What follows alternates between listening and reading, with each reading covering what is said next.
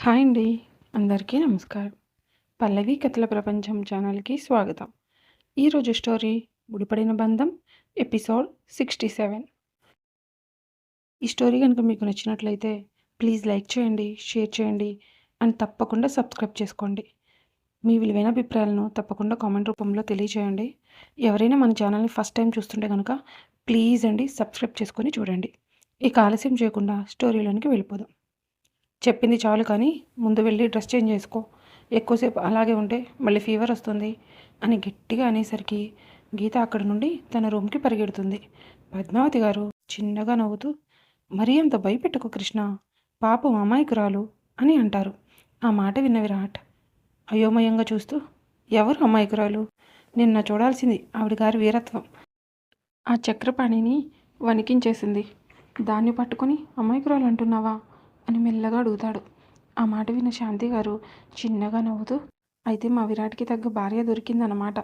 ఈ ఇంటి పెద్ద కోడలు అంటే ఆ మాత్రం ఉండాలిలే విరాట్ అని నవ్వుతూ అంటారు. దాని సంగతి మీకు తెలియదు పిన్ని, బయటికి అలా ఇన్నోసెంట్లా కనిపిస్తుంది అంతే. దానిని కానీ వదిలేస్తే ఏనుగు లాంటి రౌడీలను కూడా మట్టి కల్పించేస్తుంది అని నవ్వుతూ అంటాడు. అది వసుంధర గారు, నా కోడలిని మరీ అంతలా పొగడకు, దిష్టి తగులుతుంది కన్నా అని అంటారు. ఆ మాట విన్న విరాట్, నువ్వు మరీ అంతలా తనని వెనకేసుకురాకు మామ్, నెత్తినెక్కి కూర్చుంటుంది అని అంటూ అక్కడ నుండి పైకి వెళ్తాడు. ఆ మాట విన్న వసుంధర గారు చిన్నగా నవ్వుతూ, చూసారా అత్తయ్య, విరాట్లో చాలా మార్పు వచ్చింది. నేను నా కోడలు అని అన్న తర్వాత కూడా ఏమీ అనకుండా కామ్గా పైకి వెళ్తున్నాడు అని ఆనందంగా అంటారు. పద్మావతి గారు చిన్నగా నవ్వుతూ, ఆ చిన్ని కన్నయ్య ఆశీస్సులుంటే వచ్చే సంవత్సరానికి నీకు ప్రమోషన్ వస్తుందిలే వసుంధర అని ఆనందంగా అనేసరికి వసుంధర గారు నవ్వుతూ, నాకు అంతటి అదృష్టం ఉంది అంటే ఎందుకు కాదంటాను అత్తయ్య. మీ నోటు వాక్కు ఫలించాలి అని ఆ దేవుడిని కోరుకుంటాను అని ఆనందంగా అంటారు. శాంతి గారు, అబ్బా మన ఇంట్లో ఒక చిన్న పిల్లలు ఎవరైనా వస్తే ఎంత బాగుంటుందో కదా అక్క అనేసరికి మధు అక్కడికి వచ్చి, వాళ్ళిద్దరిని కలపడం చేత కాలేదు కానీ అప్పుడే మనవడి గురించి ఆలోచిస్తున్నారా మీరు? మీరు అనుకున్నది జరగాలంటే వాళ్ళిద్దరి మధ్య ఉన్న గొడవలు తగ్గించే ప్రయత్నం చేయండి అని అంటుంది. వసుంధర గారు మధు నెత్తి మీద ఒక్కటి పీకి, చిన్నపిల్లవి చిన్నపిల్లలాగా ఉండు, పెద్ద మాటలు మాట్లాడమనుకో వాత పెట్టేస్తా అని చిరుకోపంతో అంటారు. మధు తలని రుద్దుకుంటూ, వాళ్ళిద్దరి మధ్య లవ్ క్రియేట్ చేయడానికి మీకు ఖచ్చితంగా నా హెల్ప్ అవసరం అవుతుంది, అప్పుడు చెప్తా మీ అందరి పని అని వెళ్ళి సోఫాలో కూర్చుంటుంది. ఇదంతా చూస్తున్న శాలిని కోపంతో రగిలిపోతూ భవానీ రూమ్లోనికి వెళ్తుంది. అసలు ఈ ఇంట్లో ఏం జరుగుతుంది మామ్? గీతని ఎలా అయినా ఇంట్లో నుంచి పంపించేయాలి అనుకుంటే అది ఇంటి కోడలిగా శాశ్వతంగా ఇక్కడే ఉండేలాగా ఉంది అని ఉక్రోషంతో అంటుంది. భవానీ కోపంగా చూస్తూ, నువ్వు చేసిన పిచ్చి పని వల్ల ఇప్పుడు మన ఇద్దరి పరిస్థితి ఇంట్లో ఏ విలువ లేకుండా పోయింది. మా పెద్దన్నయ్య అడ్డు వచ్చాడు కాబట్టి విరాట్ ప్రస్తుతానికి మనల్ని వదిలేశాడు. ఇంకా ఏదో ఒక పిచ్చి పని చేశామంటే ఖచ్చితంగా మనల్ని బతకనివ్వడు. అయినా విరాట్ అంత ఈజీగా వదిలేశాడు అంటే నాకెందుకో నమ్మకం కలగడం లేదు అని శాలిని వైపు కోపంగా చూస్తూ, కొన్ని రోజులు పార్టీసు ఫ్రెండ్స్ అని తిరగడం మాని ఏ ఒక్క పొరపాటు చేసి విరాట్ దృష్టిలోకి వెళ్ళినా మనల్ని అందరినీ మెడ పట్టుకొని బయటికి గెంటేస్తాడు. కొన్ని రోజులు చాలా జాగ్రత్తగా ఉండు బేబీ. ఈలోపు ఇంట్లో వాళ్ళని ఎలా మంచి చేసుకోవాలో నేను ఆలోచిస్తాను అని మెల్లగా చెప్తుంది. శాలిని కోపంగా చూస్తూ, చిన్నప్పటి నుండి బావతోనే నీ పెళ్ళి అని చెప్తూ వచ్చారు. బావని పెళ్లి చేసుకుంటే ఈ ఆస్తి అంతా అనుభవించవచ్చు అని కలలు కంటున్నాను. బావ పెళ్ళికి ఒప్పుకోకపోవడంతో నా కళ్ళన్నీ చల్లా చెదురైపోయాయి. అమ్మమ్మ కూడా మొదట్లో బాగానే ఉండేది. నువ్వు ఇచ్చిన పిచ్చి ఐడియా వల్ల అటు బావ ఇటు అమ్మమ్మ మన ఇద్దరికి ఎగనిస్ట్ అయ్యారు. బావ అయితే కనీసం నన్ను సెకండ్ ఫ్లోర్లో అడుగు పెట్టడానికి కూడా వీలు లేకుండా చేశాడు. నేను వెళ్ళను అన్నా బలవంతంగా ఫారెన్ పంపించేశాడు. నేను తిరిగి వచ్చేసరికి ఇలా మనకెవరికీ చెప్పకుండా పెళ్ళి కూడా చేసుకున్నాడు. ఇప్పుడు కూడా ఏం చేయకుండా కామ్గా ఉంటే ఈ జీవితంలో నేను బావని పెళ్లి చేసుకోలేను అని కోపంగా అంటుంది. భవానీ, కొంచెం ఓపిక పట్టు బేబీ. ఇప్పుడు మనం ఏ స్టెప్ తీసుకున్నా విరాట్ని పెళ్లి చేసుకున్న సంగతి పక్కన పెడితే మనం ఈ ఇంట్లో ఒక్క నిమిషం కూడా ఉండనివ్వడు. డాడీ ఏదో ఒకటి చేస్తానంటున్నారుగా, కొంచెం వెయిట్ చేయి అని అంటుంది. విరాట్ తన రూమ్కి వెళ్ళి వసుంధర గారు అన్న మాటని గుర్తు చేసుకుంటూ అతి త్వరలో గీతని కోడలుగా శాశ్వతంగా ఇంట్లోనే ఉండే విధంగా చేస్తాను మామ్. అప్పుడు నీ కళ్ళలో ఆనందాన్ని దగ్గరుండి చూడాలి అని అనుకుంటూ భవానీ చేసింది గుర్తుకు రావడంతో వదిలేశానని ఆనందపడుతున్నట్టున్నావు అత్త. ఇంతకుముందు ఒకసారి మిమ్మల్ని వదిలేసి చాలా పెద్ద తప్పు చేశాను. ఈసారి ఆ తప్పు రిపీట్ చేయను.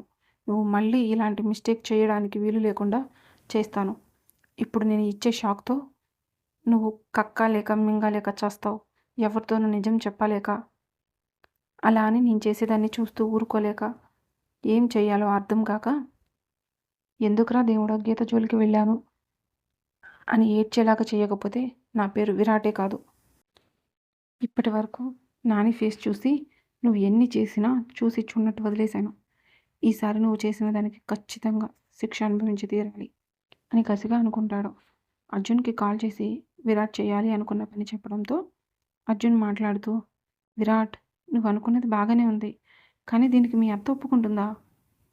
ఆవిడ ప్రాణం పోయినా ఈ పని జరగనివ్వదు అని గట్టిగా అంటాడు. విరాట్ చిన్నగా నవ్వుతూ, అదంతా నేను చూసుకుంటాను. మా అత్త నోటితో స్వయంగా తానే ఒప్పుకుంటుంది. ఒప్పుకోకపోతే ఒప్పుకునేలాగా నేను చేస్తాను. నువ్వు ముందు దానికి కావాల్సిన ఏర్పాట్లు చూడు అని కాల్ కట్ చేస్తాడు. విరాట్కి చిరాకుగా అనిపించడంతో ఫ్రెష్ అవ్వడానికి వెళ్తాడు. గీత తన డ్రెస్ చేంజ్ చేసుకొని తన జుట్టుని కూడా డ్రై చేసుకొని కిచెన్లోనికి వెళ్తుంది.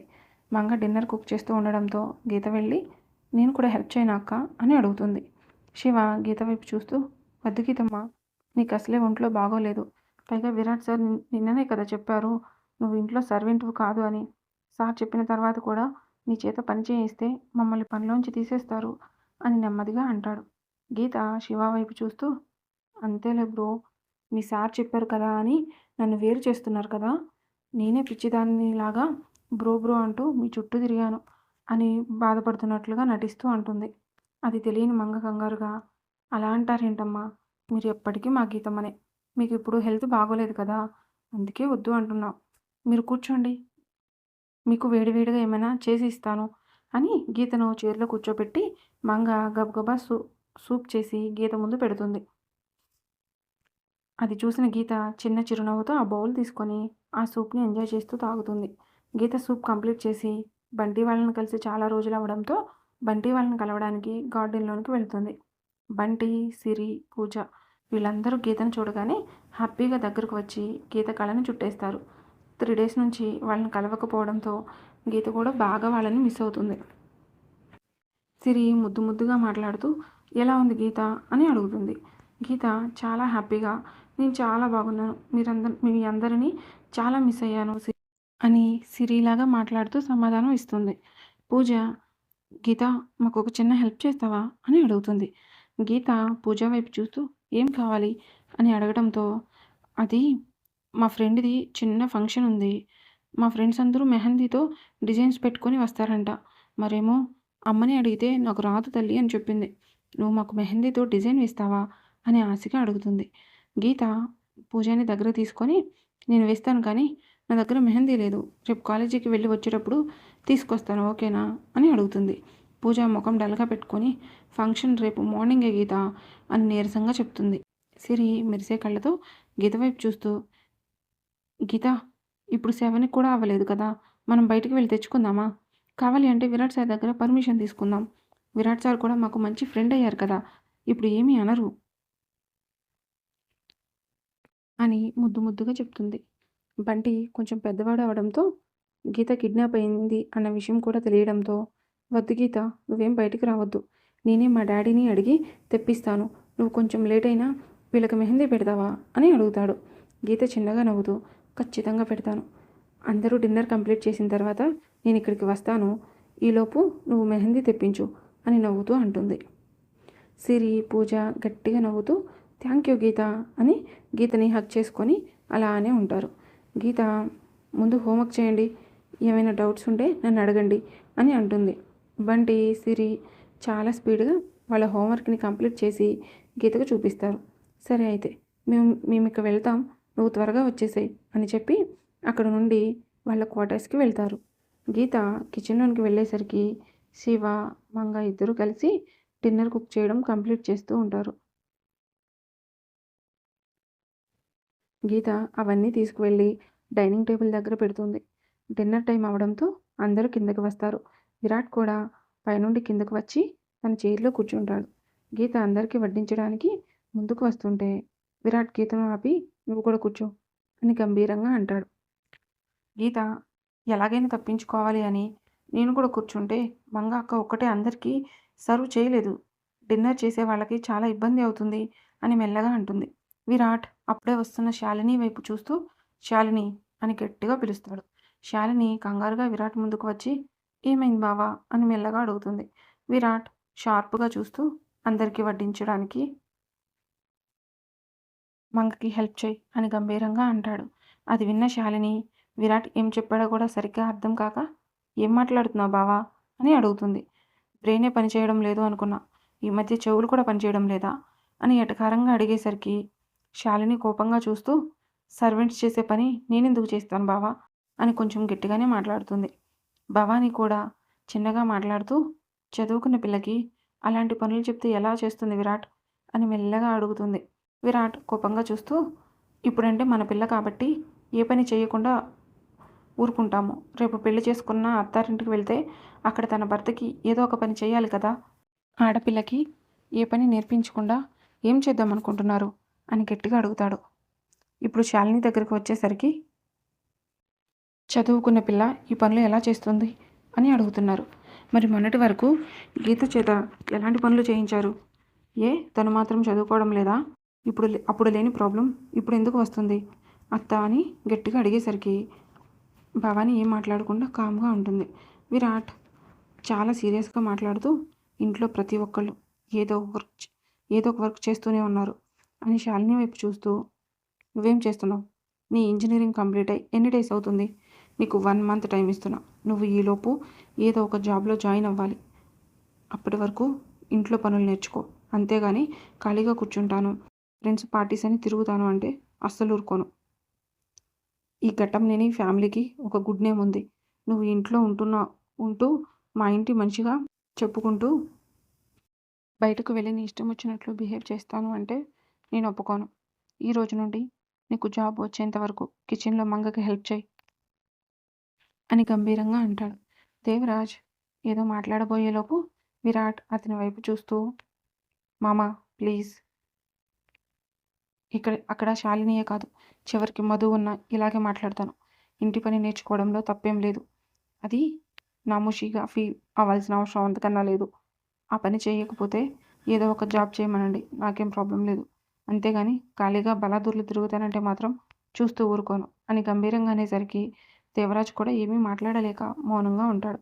శాలిని అలానే నుంచొని చూస్తూ ఉండడంతో విరాట్ గట్టిగా, "ఏంటి చూస్తున్నావు? వీళ్ళందరికీ సర్వ్ చేయి" అని గట్టిగా అనేసరికి శాలిని తప్పక మంగ దగ్గరకు వచ్చి ఎలా వడ్డించాలి అని అడుగుతుంది. గీత అదంతా చూసి అయోమయంగా అలానే నుంచొని చూస్తూ ఉంటుంది. విరాట్ గీత వైపు చూస్తూ, "నీకు స్పెషల్గా బొట్టు పెట్టి చెప్పాలా? కూర్చోమని, వెళ్ళి కూర్చో" అని గర్జించేసరికి గీత ఒక్కసారిగా ఉలికిపడి వెళ్ళి మధు పక్కన కూర్చుంటుంది. గీత ఆశ్చర్యంతో అలా అని చూస్తూ, "మధు, ఏం జరుగుతుంది? శాలిని మేడం పనిచేయడం ఏంటి" అని అడిగేసరికి మధు చిన్నగా నవ్వుతూ, "అద్భుతాలు అప్పుడప్పుడే జరుగుతాయి. మనం వాటిని చూసి ఆనందించాలి కానీ ఇలా ఆశ్చర్యపడి క్వశ్చన్స్ వేయకూడదు" అని అంటుంది. ఆ సీన్ చూసిన ఆదిత్య, "మధు, ఈ రోజు నుండి భోజనం చేసేటప్పుడు దేవుడికి ప్రేయర్ చేయి" అని అంటాడు. మధు "ఎందుకన్నయ్య" అని అడగడంతో, "దానికి జాబ్ వచ్చేంత వరకు కిచెన్లో పని చేయాలి అని అన్నయ్య చెప్పాడు కదా. దాని పర్సంటేజ్ చూసి ఎవ్వరూ చచ్చిన జాబ్ ఇవ్వరు. ఏ జాబు దొరకక తను కిచెన్లోనే సెటిల్ అవుతుంది. దాని వంట తింటే ఖచ్చితంగా పైకి పోతాం. అలా జరగకుండా ఉండడం కోసం ప్రతిరోజు దేవుడికి దండం పెట్టుకొని తిను" అని అంటాడు. అది విన్న మధు చిన్నగా నవ్వుతుంది. వీళ్ళిద్దరూ గుసగుసగా మాట్లాడుకొని నవ్వుకోవడం చూసిన శాలిని కోపంగా వీళ్ళ వైపు చూస్తుంది. శాలిని గీతకు వడ్డించడానికి గీత దగ్గరకు వస్తుంది. గీత ఎలాంటి భావం లేకుండా, "నేను పెట్టుకుంటాను, మీరు వెళ్ళి మిగతా వాళ్ళకి వడ్డించండి" అని చిన్నగా అంటుంది. మధు శాలిని వైపు చూస్తూ, "శాలిని, ఆదిత్యకి కర్రీ అంటవి" అని పిలిచేసరికి ఆదిత్య కోపంగా, "నేను ఎప్పుడు అడిగాను" అని చిన్నగా అంటాడు. ఈ రోజుకి స్టోరీ ఇక్కడితో ముగిసింది. మరలా నెక్స్ట్ ఎపిసోడ్తో కలుసుకుందాం. మీకు కనుక ఈ స్టోరీ నచ్చినట్టయితే ప్లీజ్ అండి తప్పకుండా లైక్ చేసి షేర్ చేసి సబ్స్క్రైబ్ చేసుకోండి. మీ విలువైన అభిప్రాయాలను తప్పకుండా కామెంట్ రూపంలో తెలియజేయండి. Thank you for watching.